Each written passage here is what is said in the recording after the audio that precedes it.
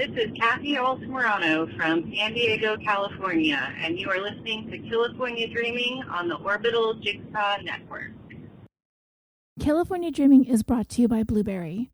You know, there is a little bit more to making a podcast than just talking into a mic and hitting publish. You need more than that. And I'm talking about a reliable hosting service so your time can be spent working on your show. You also want accurate download numbers, you want to see the audience that you're reaching, and you're going to want a webpage that is simple and easy to work with. That's why I choose BLUBRRY. With its simple media hosting and fully integrated WordPress website, it can't get any easier. So if you host a show or if you're thinking about starting one, visit www.orbitaljigsaw.com/dream to give BLUBRRY a try for a month for free. BLUBRRY's support team will be right there every step of the way to help you migrate over so you won't lose any of your subscribers in the process. And if you're brand new to this, they can get your new show up and running. And with a month for free to try it out using promo code DREAM, what have you got to lose? There are a number of ways that you can support California Dreaming. You can follow us on Facebook, Instagram, and Twitter. You can spread the word about the show. You can recommend us in podcast and true crime fan groups. You can leave the show a rating and a review on Apple Podcasts or whichever platform you listen to the show on. And if you would like to go a little above and beyond, you can also support the show on our Patreon. For as little as $1 a month, you can gain access to one exclusive episode per month, and there are currently more than 24 episodes that you can binge. So it's a pretty good deal for just $1. This week, because I haven't gotten to the Patreon thank yous since episode 131, I'm going to give a handful in this episode and a handful in the next until I can catch up. And I'm also going to catch up soon on thank you cards.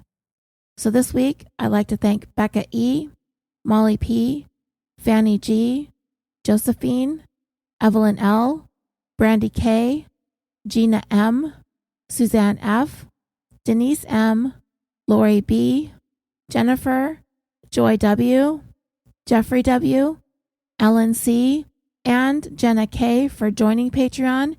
And I'd like to thank Jerry S., Anna W., Alyssa, and Monique A. for raising their pledge to the next tier. And if making a monthly donation isn't your thing, you can make a one-time contribution to the show through our PayPal using our email, californiapod@gmail.com.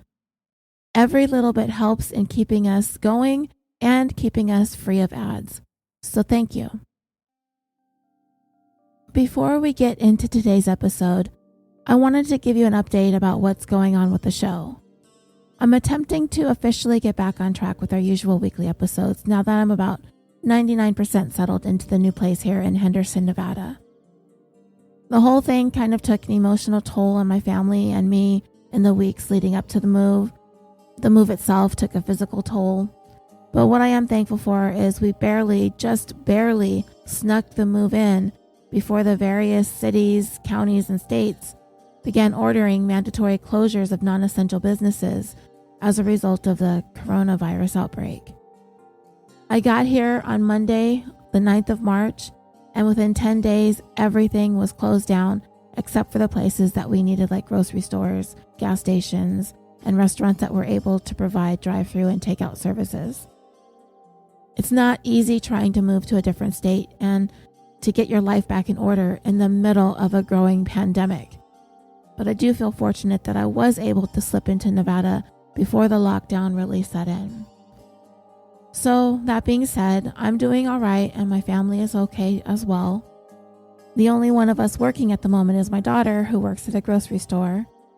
She did stay behind in California to stay close to my mom because somebody had to. And she really didn't want to move to Nevada with me, which I understand.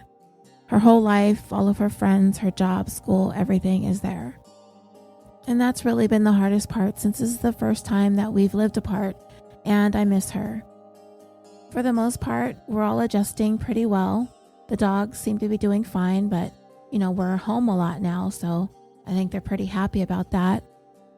We're in an upstairs place, and they like being able to look out the windows, off the balcony, and bark at other people and dogs throughout the day, though Fred is not a fan of the staircase. Going down is sort of okay. It's going back up where we have problems and I start pulling on him to catch up with the other 2 dogs. But other than that, all is well, or as well as it can be with everything going on in the world. The people I do encounter are being a little bit nicer, at least to me in general. Everyone is seemingly more patient, a little bit more courteous, a little bit more grateful, because this is a thing that is deeply affecting each of us. Aside from the hoarding of household essentials like food and water and hand sanitizers, which I don't really quite understand, because if everything is being hoarded, then others won't be able to have the essentials to stay healthy and at home themselves. It was more than 2 weeks before I was actually able to buy a package of toilet paper here in Nevada. I was borrowing some from my mother-in-law. But anyway, I want to thank you all for staying engaged with me on social media, in our Facebook group, on Twitter, and on Instagram. I haven't been able to comment or post all that much, but I appreciate all of you coming there and sharing and posting and commenting and liking everything. As for the last couple weeks in terms of the show, I was able to create 2 new exclusive Patreon bonuses for those of you who support the show at every tier level. I've always promised from the very beginning that no matter what level you join, whether it's the $1 tier or the $20 tier, you would always have access to 1 full-length episode each month to the best of my ability. I am aware that there are shows that are unable to commit to putting an entire episode behind a paywall and offering access for $1. I've been told that I sell myself short, that I give away enough free content on the regular feed, etc., etc. But my reasoning has always been that as a podcast fan and listener first and foremost, I know that it's hard to pick and choose which creators that you want to support. If you love 25 different podcasts, you're probably not going to be able to give $5 to every single show. So rather than deciding which shows that you want to support on Patreon by picking a handful to donate to, you decide to make a donation to as many as you can, even if that means you opt in at the show's opening tier. And for California Dreaming, it's $1. Sometimes listeners message me and say that they wish that they could do more. And my response has always been that every single click anyone ever makes to support the production is appreciated. And I really mean it. Anyone who takes the time to go through the trouble of signing up on Patreon and is willing to contribute on any tier, I'm grateful for. Because the bottom line is nobody has to give this show anything. You will always get free episodes each week, usually. So the only way that I can give back to those who decide to send a little monetary support our way is to give access to an exclusive bonus to all of you, not just some of you. And I have tried to provide a second bonus on a monthly basis, though I'm not always able to. I try, to the ones who are supporters on the slightly higher tier levels of support, as a gesture of my appreciation for giving a little bit extra. But for the month of March, the 2 Patreon bonuses were for everyone who supports the show at all levels, and it's the only thing that I could think of doing for you guys during these tough times that we're experiencing in the world with this coronavirus. Many of us are at home, we're isolated, we're out of work, and if this little show is able to get your mind off of things for just a little while, then my job is done. So if you are a patron, there are 2 new episodes for the month of March, and altogether they add up to about 4 hours of content for your listening pleasure. But now, before the month of March is out, I need to give back to all of you, not just to patrons of the show. I appreciate your patience and understanding while I was dealing with this transition. Before I moved, I left you with the 6-part series on the deaths of Andrew Bagby and Zachary Turner, and that was quite emotionally draining. I knew I wasn't going to be able to upload any episodes for a while, so I wanted to give you enough content to hold you over for a little bit while I got settled in. And if you happen to be a patron, and if you've had a chance to listen to the most recent episodes, I did cover a case here out of Nevada, the 2011 death of Michaela Costanzo in the small town of West Wendover, Nevada, which is located in the northern part of the state close to the western border of Utah. I mentioned in that episode that there was only one other time that I had heard of West Wendover, and it was in the case that I'm going to talk to you about here today. In this 140th episode of California Dreaming, the disappearance of Steven Koecher.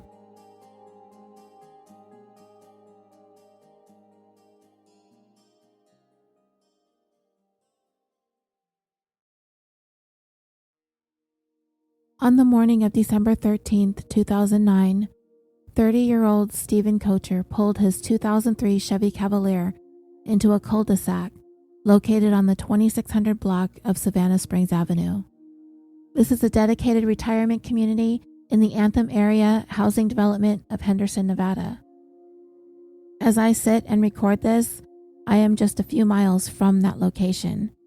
And I do intend to try and drive over there sometime after this episode goes live, just to see the street and the dead end for myself. Steven's vehicle was captured on a home surveillance camera pulling into that cul-de-sac at 11:54 a.m. He parked it at the end of the street, and 6 minutes later, at exactly noon, a person believed to be Steven is captured by that same video surveillance camera walking by back in the opposite direction from which he drove and parked. The figure in the images appeared to be wearing a light-colored pair of slacks and a white shirt, but he also appeared to be carrying a folder or a portfolio in his hand. A second video camera trained on the driveway of another home on Evening Light Street, and in this one, the same figure can be seen continuing to walk to the north and crossing the street until he goes out of the view of cameras. This person's walk has said to have looked pretty deliberate, like he had a destination, a place that he was going, a thing that he had to do, an appointment to keep. But why he left his car where he did and where he walked to this day, remains a mystery. So what happened to Steven Koecher? And are the answers hidden somewhere in the timeline of the days leading up to the last time he was ever seen? We all know the story, at least most of us do anyway. But for those who don't, I will provide a synopsis of the events leading up to it. But what I really want to try to delve into is the details of the timeline of Steven's final days and the few days following the last time that he was seen on that surveillance video. So we will start with a little bit of a background on the case. Steven Koecher was born on November 1st, 1979 in Amarillo, Texas, and he was the second oldest of the 5 children to Rolf and Deanne Koecher. Steven was a Boy Scout, eventually making Eagle Scout. He graduated from Amarillo High School in the class of 1998, and from there he attended what was then called Ricks College. Today it's Brigham Young University, located in Idaho. Later on, he transferred to the University of Utah, where he graduated with his bachelor's in communications. As a member of the Church of Jesus Christ of Latter-day Saints, or LDS, or we may just be referring to this as the Mormon religion, Steven, along with his family, were very devout, and he would go on to complete his missionary work in Brazil, where he became fluent in Portuguese. After graduating from college, Steven was an intern at the offices of the governor of Utah, which lasted for about 9 months. About a year and a half later, and this would put Steven at about 23 to 24 years old at the time, he got a job at the Davis County Clipper, which is a twice-a-month newspaper publication based in the city of Bountiful, Utah. This is where Steven's father worked as the newspaper's editor. Steven's role there was that of a stringer, which in the world of journalism is a freelance writer, reporter, photographer, or videographer who typically contributes to the publication on a regular basis, but is paid per item that is contributed to be published or broadcasted. Steven seemed to do well there with the Clipper, and he stayed working there for about a year and a half, and several of the articles that he contributed to were award-winning pieces. By the time Steven left the Clipper, he was maybe about 26 or 27 years old. The dates are somewhat vague, so I can only give you a ballpark on everything in terms of where Steven was at in life. So at first, I was a little bit perplexed by Steven's decision to leave this job with the Clipper because his dad was the editor. He was sure to be able to work his way up through the ranks if he stuck with it. But then, when I think about my own 20s and how I went from job to job to job, I remember feeling like I could always do more or do better than where I was at, or that I could find some place that I was more comfortable or happy. And one of the things that I kind of see going on with Steven through the various decisions and moves that he made from the mid to late 2000s, I feel like he was either searching for something, running away from something, or hiding from something. And because I've spoken openly about the challenges that I've had with the dynamics of my own family, I often look there when it comes to something like this. Those of us who have watched the investigation Discovery show Disappeared, we can see the heartbreak in Steven's parents as they spoke about him having gone missing. But one of the things that stood out to me is when Rolf Koecher discussed having a heated phone conversation with his son about him being behind on his rent, at which point Steven hung up on him. I'll talk more about this a little bit later on, but I've speculated in past episodes of California Dreaming when I've talked about Steven that I thought perhaps he struggled with his relationship with his parents, possibly his siblings as well. And I've said repeatedly that sometimes on these shows, families aren't always forthcoming with the not so flattering details of the dynamics in the home, because it is really hard to pinpoint anything specific with the Koechers. They seem like a good, loving, close-knit religious family, but for Steven, he seemed to have been the one that had some really serious underlying issues that he was keeping to himself. And part of that may have included the need to distance himself from his family. So in 2007, after leaving the Davis County Clipper, Steven found a job with the Salt Lake Tribune working in digital advertising. And according to his mom, Deanne, she said that Steven enjoyed the job, but he didn't like working the graveyard shift. So I don't really know what was going on with Steven at this point, but he probably isn't realizing that the recession is about to hit, and he's not going to be able to be so nitpicky about jobs.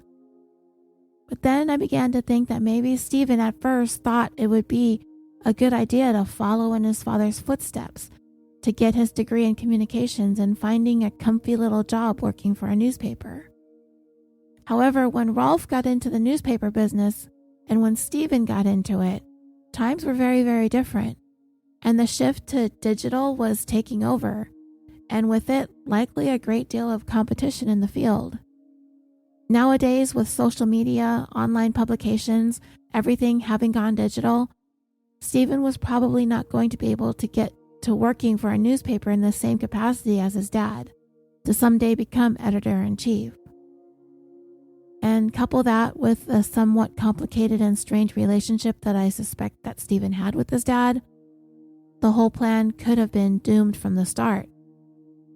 Rolf also could have set the bar very, very high. He was probably quite accomplished and expected much of the same from Steven. But what Rolf Koecher may not have quite had his finger on was the changing times. And what do I mean by that? Well, my mom is exactly like that, as a matter of fact. She thinks you can just walk into any office building and find a job as a quote-unquote secretary, like she did when she was 18, 52 years ago. And they'll teach you how to type and how to answer phones, and they'll pay for your transportation to and from work each day. And I'm like, it's not that simple anymore. Well, Steven's parents, I'm certain that they meant well. But I'm only a few years older than Steven would be if he were around today. And our parents were that generation, and we referred to them as boomers. They were a prosperous generation and still are. Steven and I are both Gen Xers, and I feel like I relate a lot to the feelings of not being able to live up to my parents' expectations. Many of us who fall into that Generation X era may have experienced a lot of the same things. Making things even more challenging is the fact that Steven had 4 other siblings to compare himself to. I don't have siblings, so that was never an issue for me, but in the Disappeared episode, Steven's cousin had insinuated that pretty much everyone in the family was prospering except for Steven. Either they were starting families, which we've talked about being a central part of the LDS Church, or they were off into successful careers. Steven just seemed to have trouble finding his own footing. His mom also said that living in the Salt Lake City area was difficult for Steven because he disliked the cold winters, which would end up leading to a move that Steven decided to make from northern Utah to southern Utah. Now, I realize that the weather is going to generally be cooler for longer periods of time the further north we go in the United States, especially if the state is not next to either the Pacific or the Atlantic Oceans, which tends to temper the weather to an extent. But I looked at weather averages of the three cities where Steven had lived, in Amarillo, Texas, Salt Lake City, Utah, and St. George, Utah. And on average, those three geographical locations don't differ a whole lot in terms of climate. And since Steven's mom said that he took issue with the weather, I decided to take a closer look at those specific winter months, December, January, and February.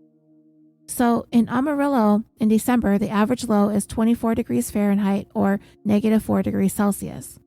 In Salt Lake City, in December, the average low is 27 degrees Fahrenheit or -3 Celsius. And in St. George, the average low in December is 32 degrees Fahrenheit or 0 degrees Celsius.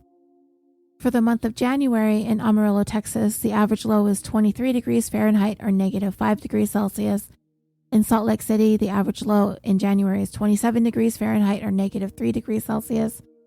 And the average low in January in St. George is 33 degrees Fahrenheit or a half a degree Celsius. And for the month of February in Amarillo, the average low is 23 degrees Fahrenheit or -5 degrees Celsius. In Salt Lake City in February, the average low is 31 degrees Fahrenheit or a -0.5 degree Celsius. And in St. George in February, the average low is 37 degrees Fahrenheit or 2.8 degrees Celsius. So yes, on average, it is a few degrees warmer in St. George. But it's not like he's going to be wearing board shorts and flip-flops in the winter either. So to me, the whole "it's too cold in Salt Lake City" was somewhat of a flimsy excuse to make the move, but that's what he told his mom and dad. Anyway, my whole point is that I don't think Steven was being forthcoming with his parents. I feel like something was going on with him for maybe more than a couple years before he disappeared. He wasn't having an easy time with life, and he wasn't opening up much about it to his family. So back to Steven's timeline. In 2007, he was working at the Salt Lake City Tribune with the digital advertising, but apparently his hours were overnight and he didn't like that. Coupled with the cold weather, after a year of working there, he told his parents he was going to quit and he was going to move about 300 miles or 482 kilometers south to the city of St. George, Utah. This move took place in April of 2009, and it is believed that the move was mostly prompted by his employment with another digital advertising company called Matchbin.com. But within months of his move to St. George in May of 2009, Steven was actually told by the company that, quote, things were not working out, and he was laid off. By this time, Steven was 29. He would be turning 30 later on that year on November 1st. The United States was in a full-blown recession by then, and that likely had something to do with Steven suddenly finding himself out of work, along with, of course, being told that it wasn't working out, but that may have just been an excuse. And to make matters worse, like many Americans at the time, Steven struggled to move forward and find stable employment. He was able to find work distributing flyers for a local window washing company called Travis's Window and Blind Cleaning, but it was hardly enough money for Steven to earn a living. Flyers for the company would subsequently be found inside Steven's abandoned Chevy Cavalier. By the time November of 2009 rolled around, Steven had fallen a couple months behind in his rent. He had connected with his local LDS ward, and he networked as much as he could with as many connections as he could while looking for work. So many of those who belonged to the same ward as Steven knew that he was searching for stable employment. And a ward in the LDS church is simply a local congregation that is presided over by a bishop. Continuing on with Steven's timeline leading up to him having gone missing, on October 6, 2009, and this was a Tuesday, Steven attended the Shakespearean Festival in the city of Cedar City, Utah, which is about an hour north of his home in St. George. Who and how many of Steven's immediate family were there as well, I don't exactly know, but I do know his grandma was there. And she was in the know about Steven's financial conundrum and gave him a check to help him out. But it is a check that Steven would never cash, and he would continue to fall even further behind on his rent when it would come due at the beginning of November and then again in December. Now, a little more than a month after the Shakespearean Festival, Steven drove to northern Utah, specifically to the city of Woods Cross, which is outside of Salt Lake City, in order to attend a wedding reception. While he was there, he had seen, spoken to, and visited with a number of friends and members of his family. The following day, in the nearby town of Bountiful, Utah, Steven's family took the opportunity to celebrate his 30th birthday, which had passed 2 weeks earlier. His family threw him a party, and attendees consisted only of his immediate family at Rolf and Denise's house there in Bountiful. So it was about this time in the middle of November that the roommate Steven had been sharing the rent with in the home that he lived in St. George suddenly moved out. His name was Jordan, and they were not acquainted prior to getting the house together. I believe it was a connection that he had made at the ward. There were two people looking for a place to rent together, a roommate situation to share the cost of living. But I can't say for sure. However, from the timing of it, it seemed as though Jordan, who was also falling behind on his rent, took the opportunity to abandon the house while Steven was in northern Utah for the wedding reception and birthday party. I don't know that to be a fact, but honestly, if both of these guys are several months past due on rent, and suddenly an unemployed Steven leaves town for a few days, I mean, why not just pack up and go and not have to deal with the hassle of explaining things to Steven, especially since Jordan owed money? He could just as quickly and quietly move out while Steven was gone and not to have any confrontations with him over money and leave Steven on the hook for everything. Because remember, they aren't friends, so why would Jordan care, right? I don't know if this is how all this went down, but I could totally see something like this happening. And it most likely compounded the stress that Steven was under at the time. Because not only was he on the hook for the months of rent that he was behind, he was now responsible for however much Jordan was behind too. It was tough times for everyone, so I guess it was an every man for himself on that sinking ship kind of a thing. So Thanksgiving Day rolled around. That morning, Steven participated in a game of volleyball with some friends in West Valley City. He got together with family for lunch and dinner that afternoon. Afterwards, Steven went back to West Valley City for dessert. The following day, which was Friday, November 27th, 2009, Steven went over to a friend's house to help decorate for Christmas. On Monday, November 30th, he spent the better part of the day and into the evening at his family's home, relaxing, hanging out, and also hanging Christmas decorations and lights. Following that, over the course of the next 5 days, Steven was completely out of touch with all of his family and friends. Nobody was able to get a hold of him. Where he was or what he was doing is anybody's guess. But he did apparently make his way back down to his St. George apartment, but by this time, Steven was a total of 3 months behind on rent.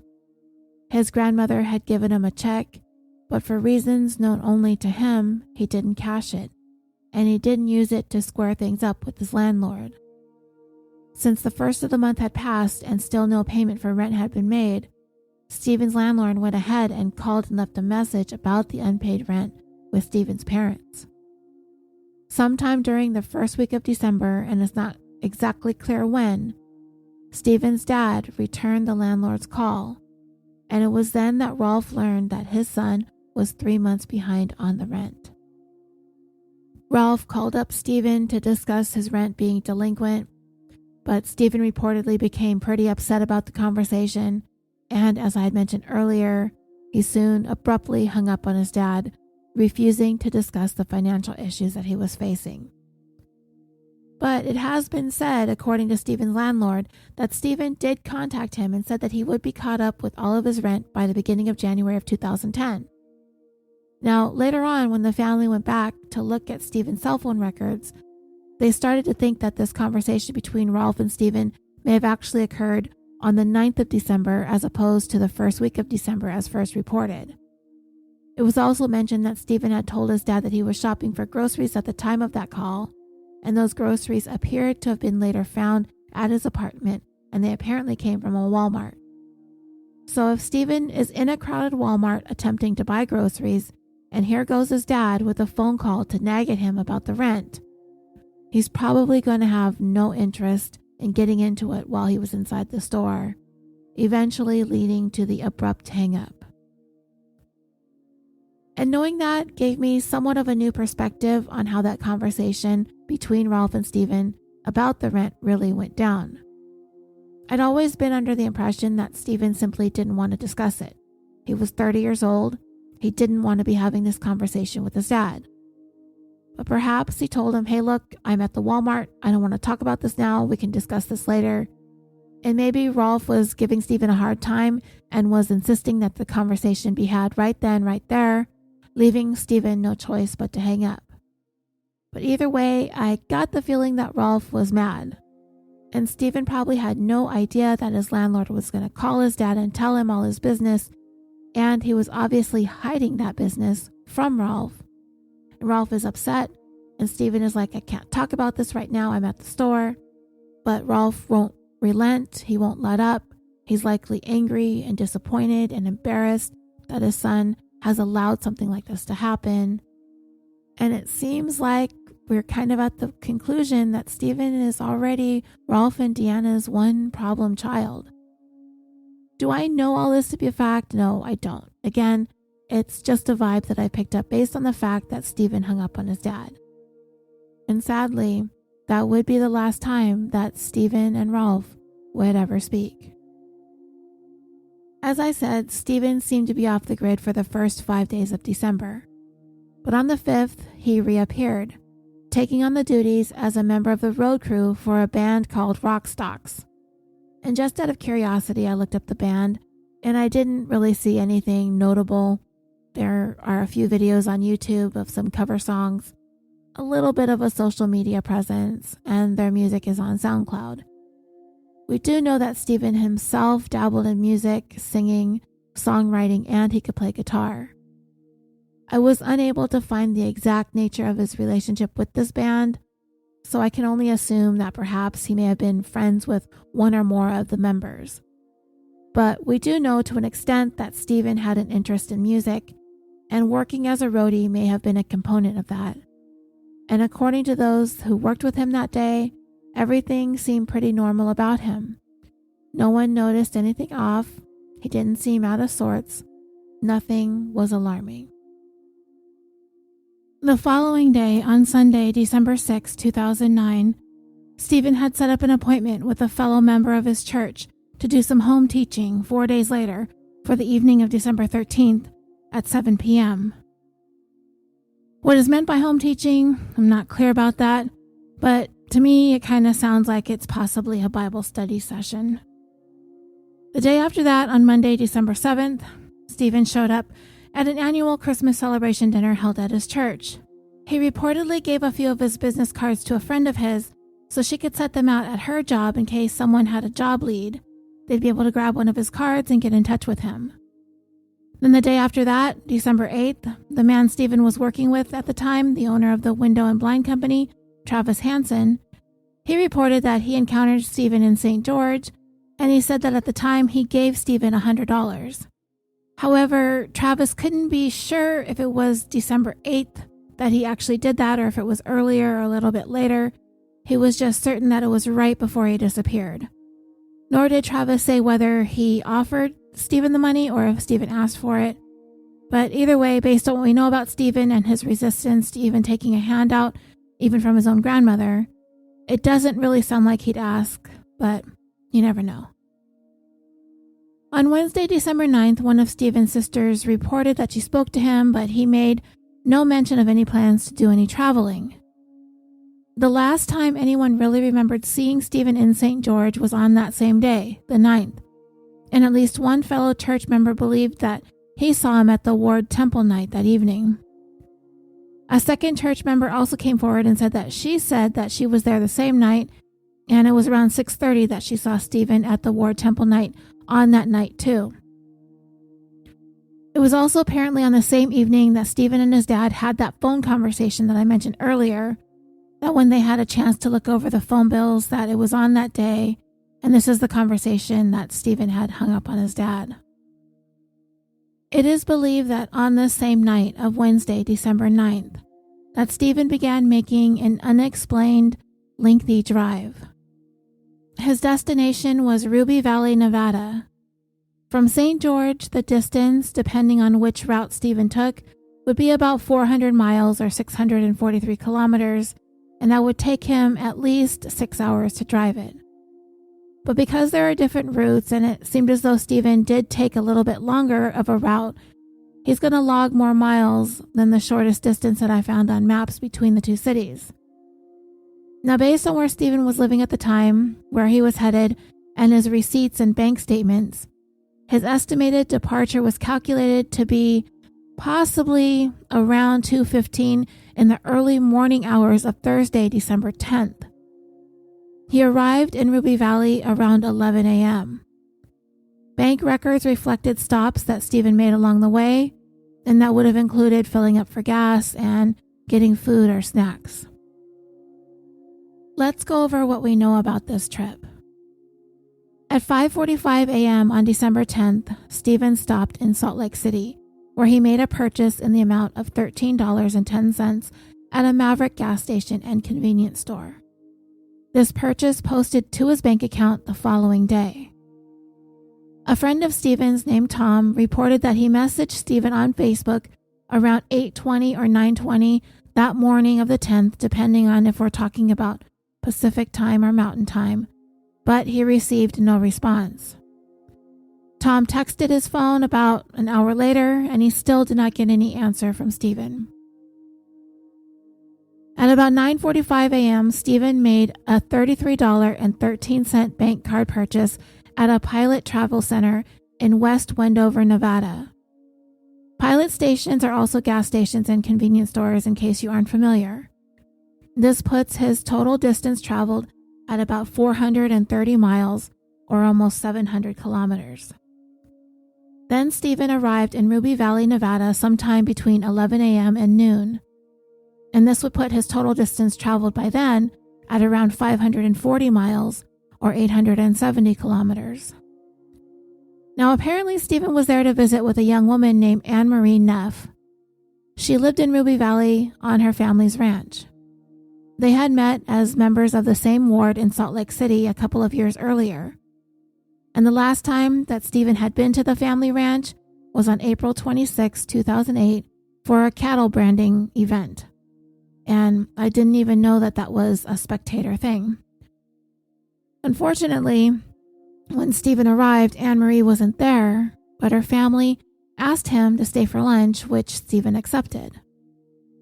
He visited with her parents for a couple of hours, at which time he told them that he was planning on visiting some family and friends in Sacramento, California.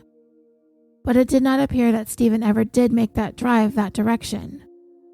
He also may have mentioned to Anne-Marie's family that the weather was a little dicey to make that drive anyway, and later on it would be reported that the Koechers had no family and friends in Sacramento.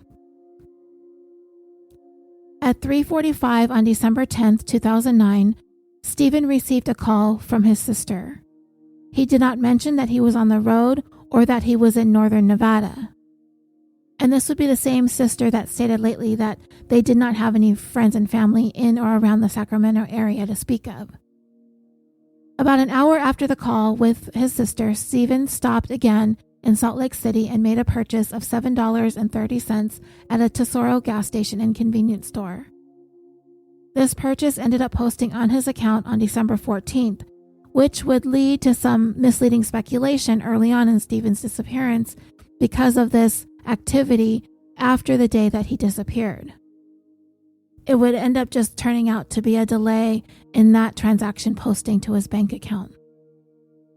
By this time, the total distance that Steven had traveled was 785 miles or 1,260 kilometers. A little less than an hour later, Steven stopped at the Flying J Travel Plaza in Springville, Utah, which is also another gas station and convenience store. There he spent $32.88.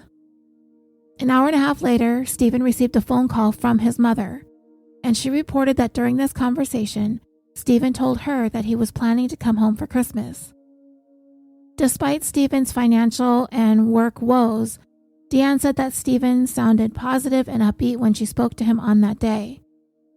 She did talk to him about his financial situation, and she said that she would deposit some money into his bank account to assist him with the rent. She did make a deposit, but Steven never touched the money. And this would be the last time that Deanne Koecher would ever speak to her son.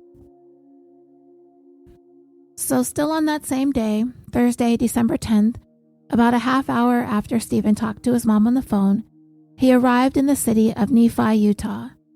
There, according to a cash receipt found in his car, he stopped at a taco time at 7:24 p.m., and now this is Mountain Time. And I'm trying to keep the time straight because the time zone straddles the Nevada-Utah border. But the difference is only an hour, so it doesn't really affect the timeline all that much. By the time Steven makes it to Nephi, his total mileage has reached 870 miles or 1,400 kilometers.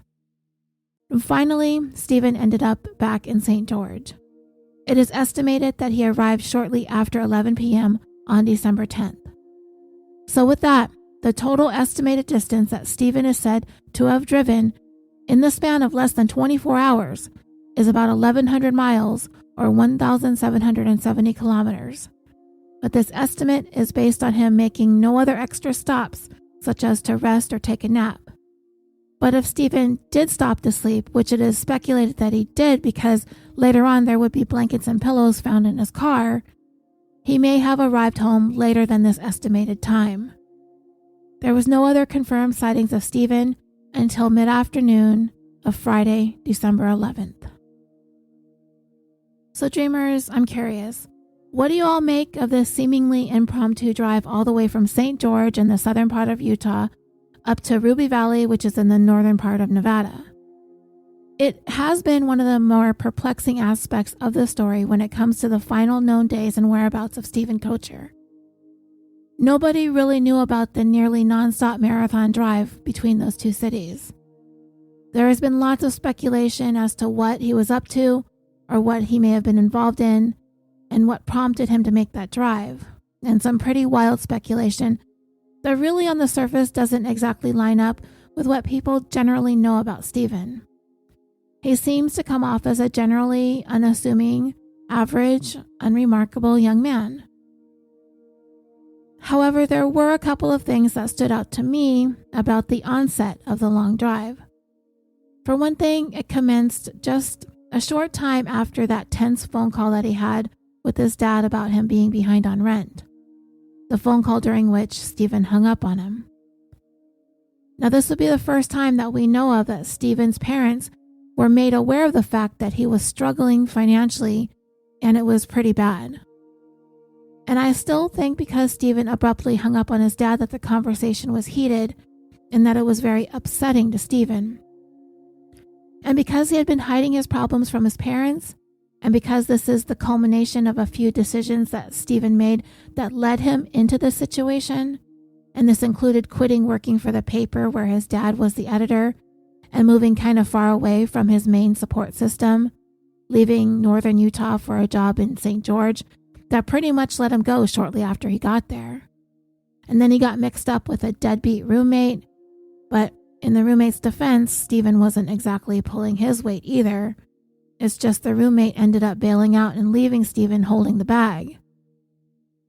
From the time Steven lost his job, he struggled to find work, he struggled to make ends meet, and he was left with the burden of paying the full amount of the overdue rent. For his dad to be made aware that he was in some pretty serious financial dire straits, could that have been the straw that broke the camel's back, so to speak? Because once Steven hung up with his dad, that was it. Within a short period of time, he was on the road headed to northern Nevada with no known reason or purpose.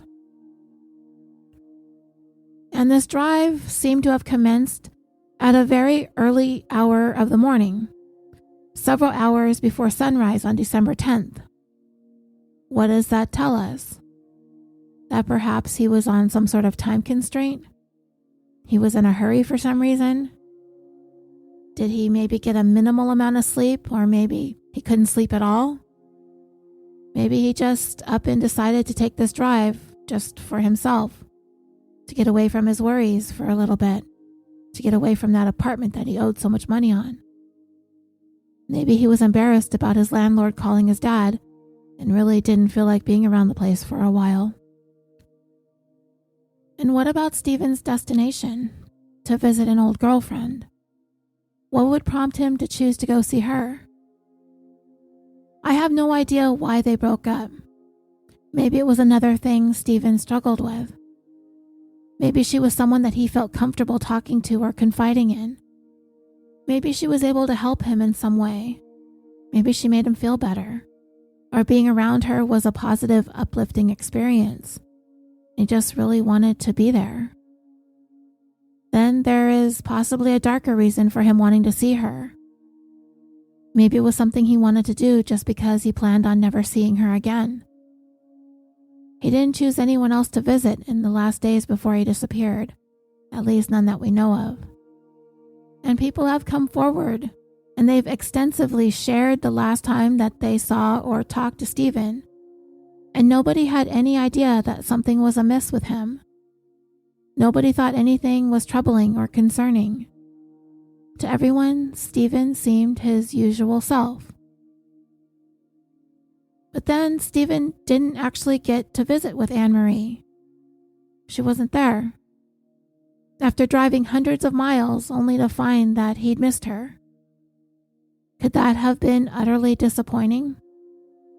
Possibly, depending on what it was he wanted or needed or was hoping for when he got there. Maybe Steven was on the verge of going off the deep end. Maybe life had really worn him down.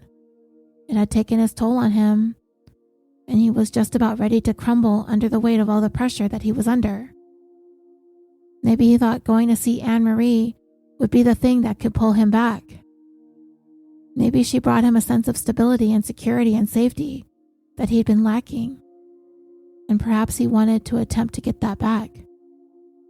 She could have been a real driving force in Steven's life. Maybe she inspired and motivated him, and he could have been searching for that energy to get him through this rough patch. That's a major component of intimate relationships. Our significant others become our strength when we're feeling weak. They pick us up when we're down. They're our cheerleaders when we need it the most. And to me, it is clear that Steven could not turn to his family for the kind of support he may have been searching for. And that very well may have stemmed from shame or embarrassment. If his parents enjoyed successful careers, and each of his 4 siblings was off doing the same or starting their own families, and yet there's Steven. He just turned 30, not even close to getting married, even further away from starting a family of his own, and not even able to find steady work. And I bring up the age 30 again, as I've mentioned in the past about the LDS Church. Specifically, I've talked about it in the case of Travis Alexander and Jodi Arias in the past, how Travis had expressed a desire to settle down and get married because 30 was considered to be old to be single if you're Mormon. I don't know if all that still holds true, but it seems that it's a thing that regularly gets brought up when the LDS Church comes up in cases. Getting married and having a family is a central theme. So Steven turned 30 a little more than a month prior to this long drive that he made. It also is going to soon change the ward that Steven would belong to. At least it would in the coming year. The young single adult ward's age limit is 30. Once he turns 31, he has to move on to the adults single ward. I don't know how big of a deal that is to the members of the LDS Church, but it places this limit on things that if you're not a member of the LDS Church, you don't necessarily have to abide by. Once you're 31, you're no longer in a ward with 19 to 30-year-olds. You're in a ward with 31 to 45-year-olds, and that's a totally different environment. Travis Alexander was headed there, and he was clearly not happy about it.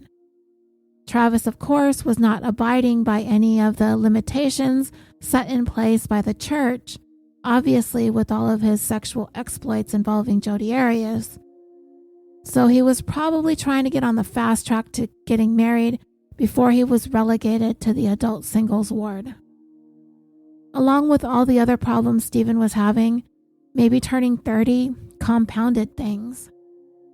And maybe he realized he needed to get on the fast track to marriage too, hence the visit to Anne Marie. Maybe he wanted to rekindle their relationship or at least give it a try. And when he made that drive, which to some could be seen as kind of a romantic gesture, she wasn't there and maybe it was highly disappointing for him. We just don't know because Steven kept all of this to himself. But a guy who has so little money, struggling financially, unable to make his rent or pay his bills, it doesn't seem to be in the budget to go on an extended road trip like he did. I mean, all in all, he didn't spend a whole lot of money. It didn't appear that he did any non-essential spending. He got food and gas for the most part. And obviously he didn't get a motel room or stay anywhere, otherwise he would not have been able to make that round trip at that distance in under 24 hours. So when a person is out of work with very few prospects to look forward to and is as many as 3 months behind in rent, taking an impromptu road trip doesn't really seem like the greatest idea, unless that road trip had an important purpose. It's my personal opinion that it was to get away and clear his head, that sort of a jaunt with intentions of taking himself back to a place in his life before everything went sideways. Back when life was still good and happy. Back when he was close with ex-girlfriend Anne Marie. But as I said, there's been speculation and theories that this trip was something more than just a visit to an old flame, and I'll get into some of those theories a little bit later. But there is a notion out there that this trip may have had something to do with a job prospect or possibly to earn some money.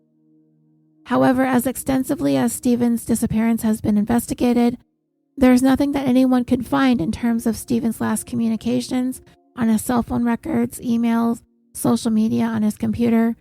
There's nothing that points to anything or anyone that Steven had a plan with. No one has said that they had a meeting with Steven. No one has said that they spoke to him about a job.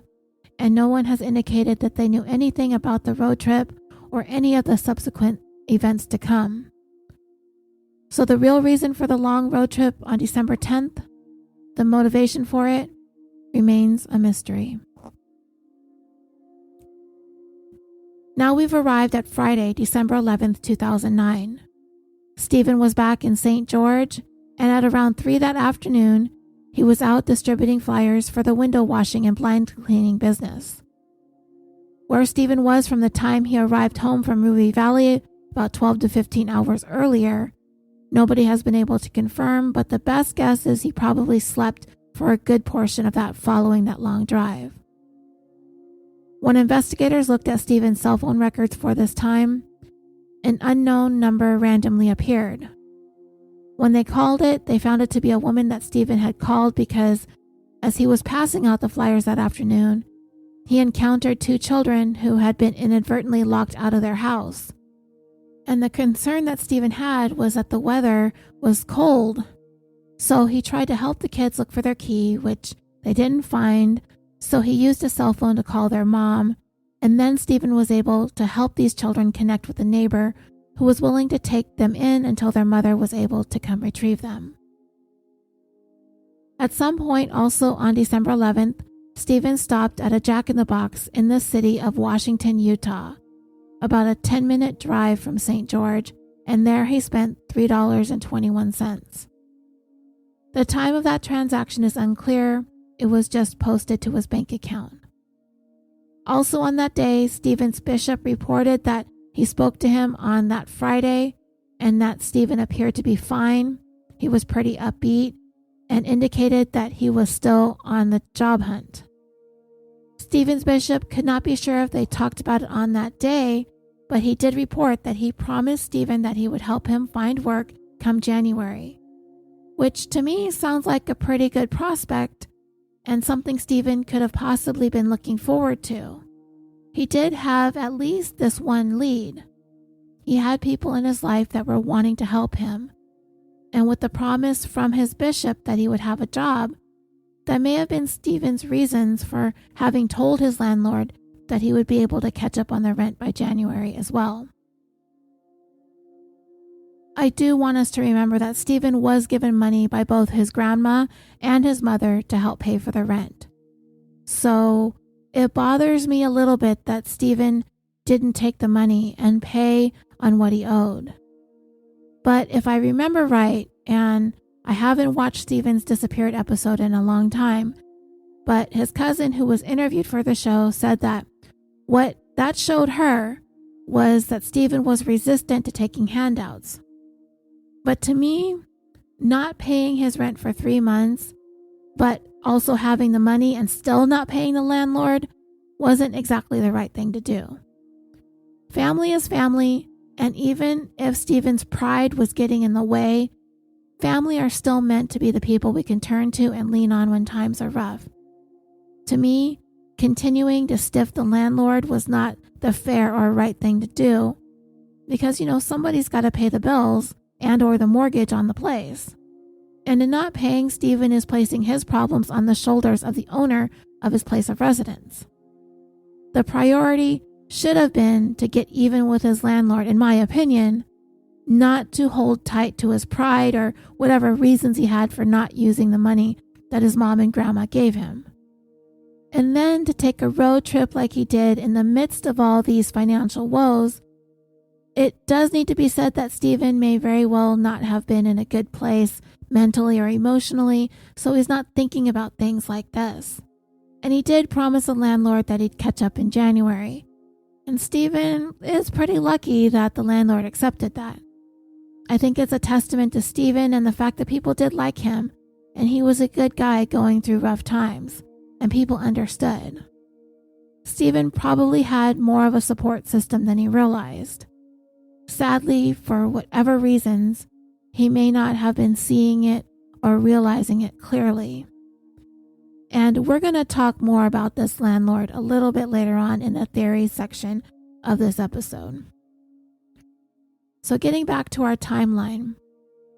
By the morning of Saturday, December 12, 2009, Steven gets back on the road again. At around 8:19 a.m., and we're in Pacific time now, Steven's cell phone pinged at a tower located near the town of Overton, Nevada. This is a town that is off the 15 freeway headed south, about 80 miles or 128 kilometers southwest from his home in St. George. A portion of this drive clips the northwestern corner of Arizona, and the city of Overton itself is a short distance off the freeway. There is no indication that he got off the freeway or stopped there, just that his phone pinged. And then we come to a major gap in the timeline here, in what seems to be about a 40-mile or 64-kilometer backtracking on Steven's part, because he ends up back in a northeasterly direction on the Arizona-Nevada border town of Mesquite. This is about 4 p.m. Pacific time. So that's a good lapse of about 8 hours where we don't know where Steven was going. We don't know where he was at or who, if anyone, he was with or visiting. Steven's phone gave up no answers other than that ping in Overton. In Mesquite, Steven stopped at a Shell gas station where he purchased food and about 6 gallons of gas, spending a total of $18.08. Then we have yet another mysterious amount of traveling back to St. George, which is about 45 minutes further northeast of his gas purchase in Mesquite. He stopped at a Kmart, and now he's back in the Mountain Time Zone, but I'll keep talking about it in the Pacific Time to keep it straight. At 6:58 p.m., Steven purchased 1 bib for a baby girl and 4 Christmas ornaments. He spent a total of $9.42, and these items would later be found in his car. To Steven's family, these purchases told them something important. They believed the bib was for his brother Matthew's baby daughter, and that the Christmas ornaments were a sign that Steven was planning to be alive and well at Christmas time. I personally don't know what to make of the purchases of these items or the second road trip, because again, nothing in Steven's phones, emails, or other communications gave up any answers as to what he was doing, who he was seeing, or why he was driving up and down the 15 freeway. Nor is there any explanation for the major gaps in time. The 8 hours between the phone ping in Overton and the gas purchase in Mesquite, 2 towns about 45 minutes apart. What was going on with Steven in those 8 hours? There is also no explanation for the 3 hours between the gas purchase in Mesquite and the Kmart purchases back in St. George. That drive would have only taken about 45 minutes. So what happened to those lost 3 hours?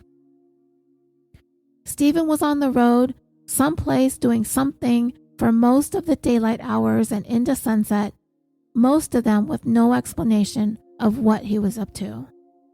Personally, I have no idea. It again could have been tracking down job leads, though I don't know how much luck he was expecting to have on a Saturday. Maybe he was passing out flyers for the window washing. And again, there are those theories that involve other nefarious or illegal activities that were said to be rooted in Steven's financial problems. We'll talk more about that later. I'm not sure if I put too much stock into it, because I have a hard time seeing Steven deciding to turning to doing something illegal for money when he really didn't have to. If he had help from his mom or his grandma, would he really put himself in a situation where he could get in a lot of trouble if he wasn't completely out of choices? It's possible, but to me it's not likely, but anything is possible in this case because we just don't know. I'll talk more about that angle later though. Then at the end of this day, on Saturday the 12th, we encounter another mysterious gap in time.